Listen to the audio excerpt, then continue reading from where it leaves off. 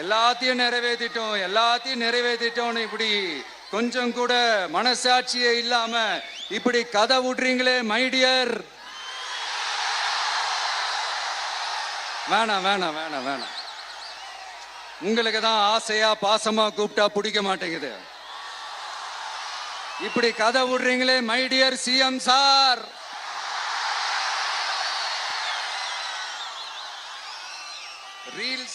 Reels வேற reality வேற நீங்களே சொல்லிட்டு இப்ப நீங்க விடுறது அம்பட்டும் ரீல்ஸ் தான். அதுல எல்லாம் பாதியில அருந்தும் போயிடுச்சு.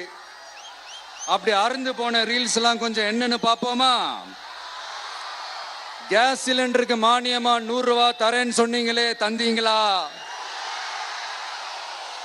1000 ரூபாய் ஒருத்தர் விடாம எல்லா பெண்களுக்கும் தருவேன்னு சொன்னீங்களே, தந்தீங்களா? டீசல் விலையில மீதி இருக்கிற 3 ரூபாய் குறைப்பேன்னு சொன்னீங்களே, குறைச்சிங்களா?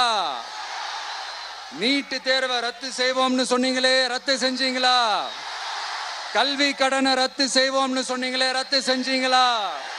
மீனவர்களை பழங்குடியின பட்டியல சேர்ப்போம்னு சொன்னீங்களே, சேர்த்தீங்களா? மீனவர்களுக்கு 2 லட்சம் வீடுகள் கட்டித்தரப்படும் சொன்னீங்களே, கட்டி தந்தீங்களா?